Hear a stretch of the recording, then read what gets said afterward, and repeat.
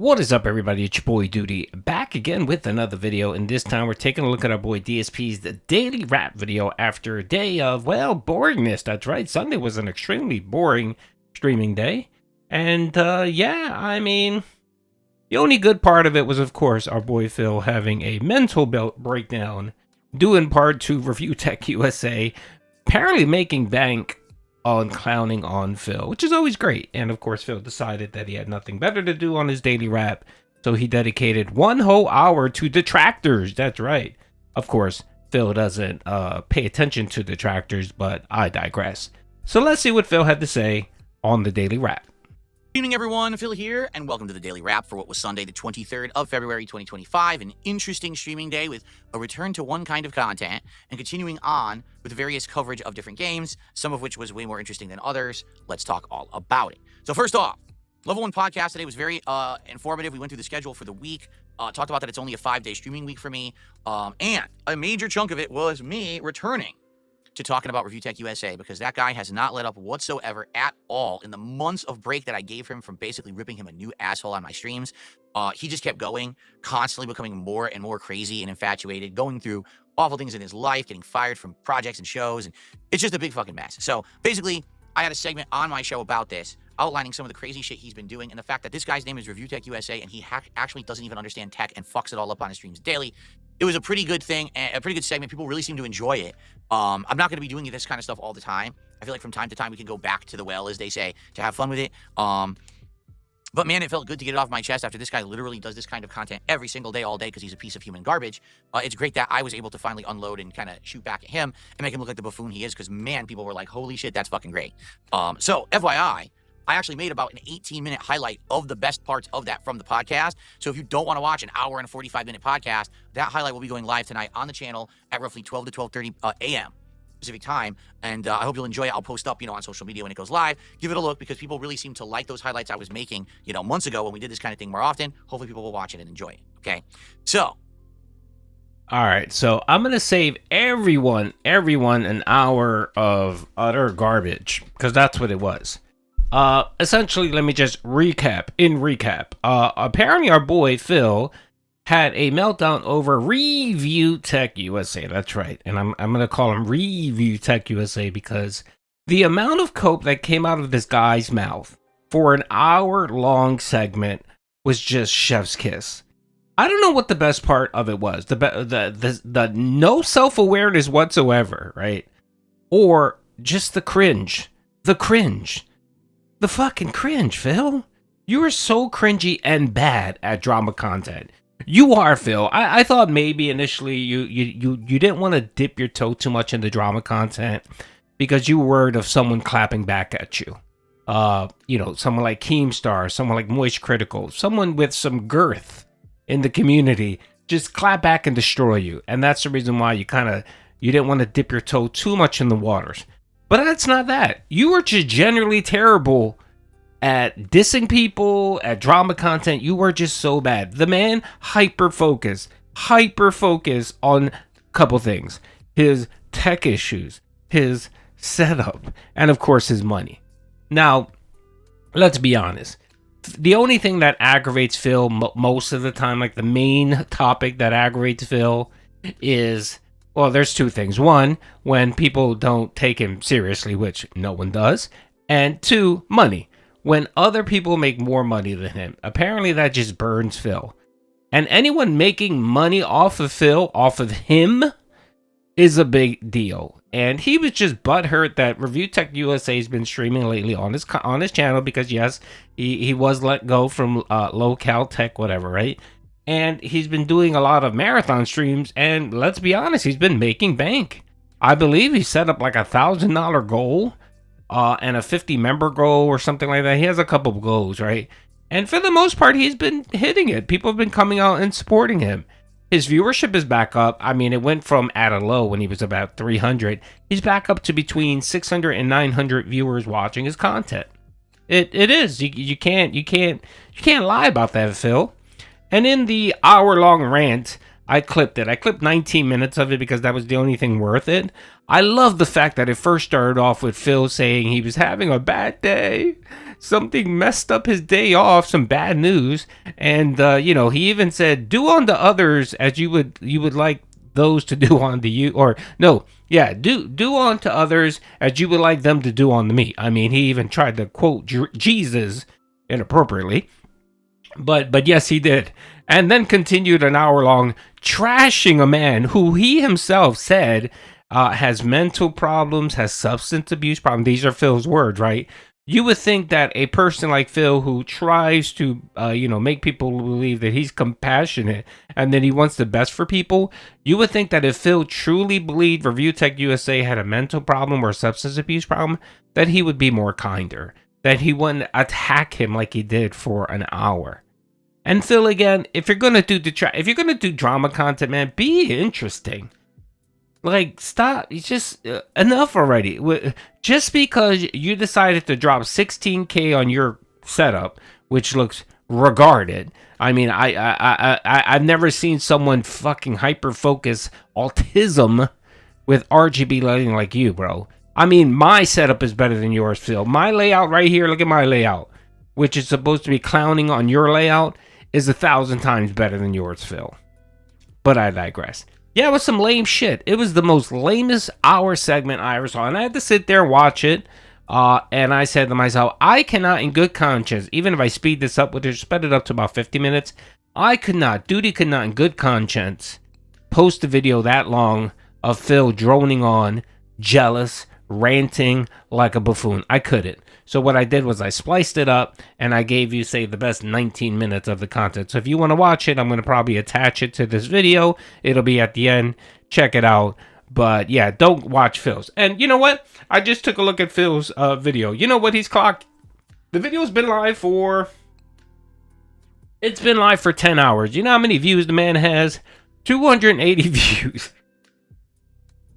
280 views. Phil, this video right here will get 280 views in 5 minutes. So sad, Phil. So sad.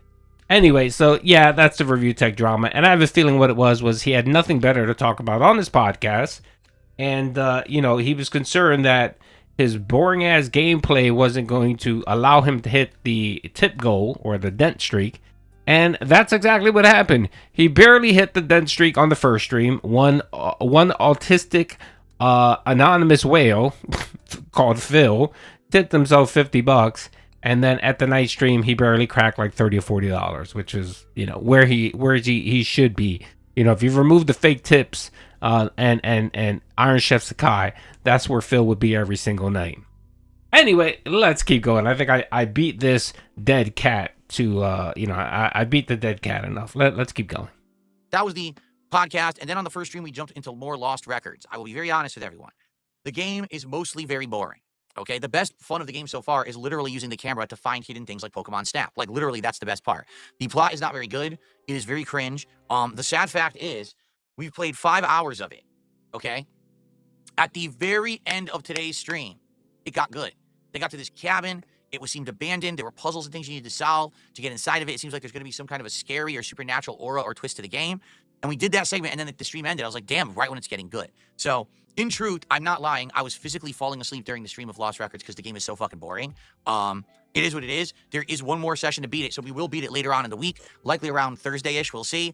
But I would like to finish that game up this week, so that's one done. There is a part 2 of the game coming out much later this year, but I wanted to get part 1 done this week. Okay, so first stream went well. Hit my goal and exceeded it. Okay, didn't hit 2 goals, but did exceed the goal, which was nice. Okay, second stream was my third and final stream of the beta of Fatal Fury City of the Wolves. Tonight, I actually fought some people who kind of understood the meta of the game, and quite frankly, the game is busted. Why? Because there are characters, much like Street Fighter 6, that inexplicably have completely safe hit strings that they can keep spamming over and over, and it's completely safe. There's no risk to them, all reward. If it hits, they get a giant combo. If it doesn't hit, well, they're safe, and they can try to trick you again into getting into another hit string situation.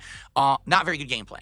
Sorry. Same shit from Street Fighter 6, just wash, rinse, and repeated. Seems like the game devs today just don't know how to make fighting games because they're all looking for big flash and not a lot of substance, okay?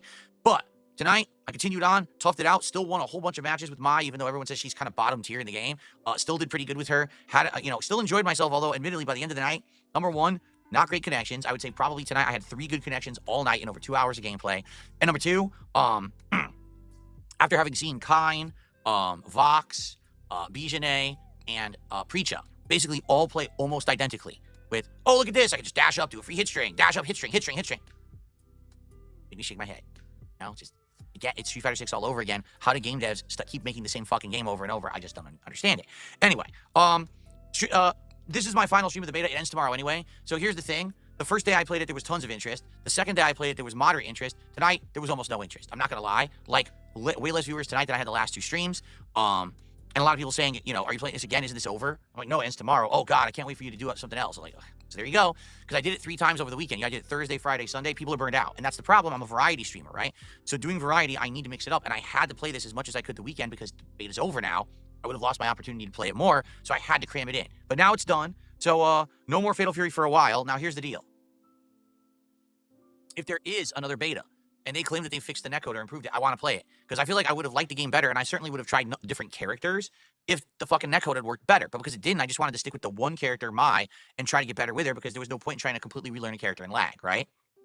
So, if the beta does have a second wave that's better, I'll likely pick a different character. Maybe I'll pick Terry, you know, or maybe I'll pick Brock, and I'll try him, and we'll do something different, okay, and go from there. So, let's see what happens, but for now, I have mixed feelings about it. I think it actually could be way better. But I don't think they're going to retool the gameplay. I think they're just going to retool the netcode. And since that's the case, I do feel like it's going to be another game that's imbalanced and has overly dominant characters, just like Street Fighter 6, just like King of Fighters 15. It's just more of the same, sadly. And do I think it'll unseat Street Fighter? Absolutely not. I think that people will play it for a little bit when it comes out, simply because they're looking for a new fighting game. And much like all SNK games, it'll probably die out within a couple of months and no one will talk about it anymore. I guess we'll have to see. I could be completely wrong, but I'm just not feeling it from the game. And tonight, support, not great. We only made like $50. So there you go. First stream, we hit the goal. Second stream, we hit the goal. Third stream, $50. So I'm not going to cry about it, but it definitely meant that it was time to move on. All right. So let's talk about Monday. That's tomorrow, the 24th. We'll have a chill podcast in the morning if there's any game news or whatever. All right. So I think I let you drone on long enough, buddy. Okay. So, yeah, we heard a 4-minute rant cope about Fatal Fury and why he's so fucking bad at this game. My God, I posted a clip yesterday. It was about 16 minutes long, and it wasn't cherry picking. Doody didn't just cherry pick.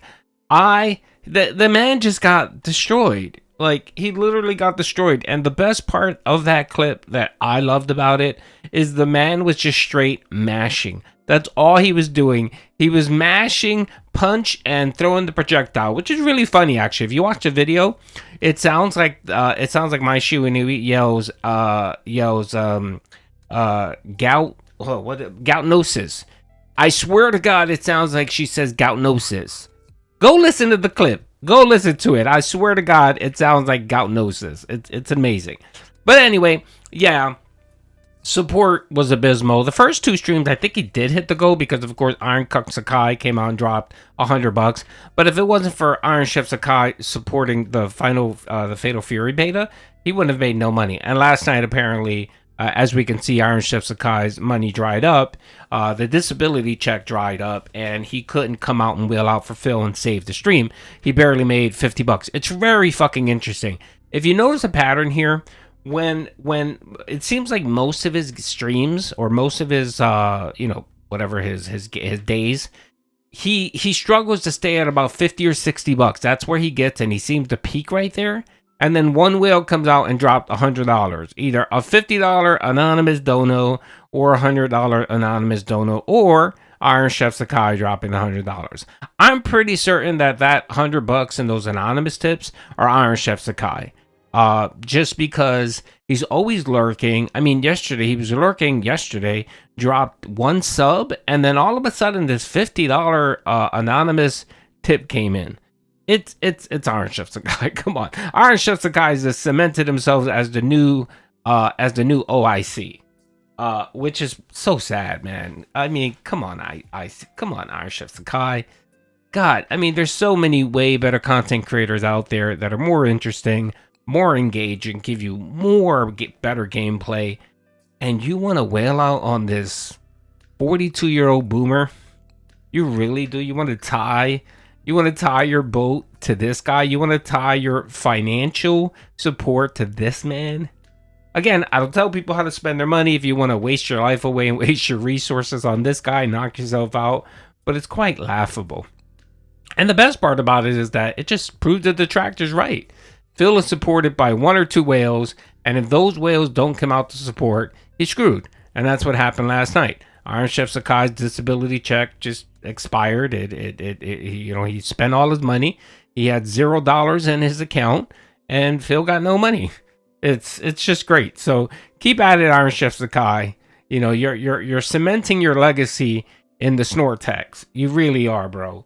And you're coming on strong. But I have a feeling IronChefSakai will eventually just burn out. You know, he'll probably yell at Phil one more time for not modding and whatever, and just go away and try to become a detractor.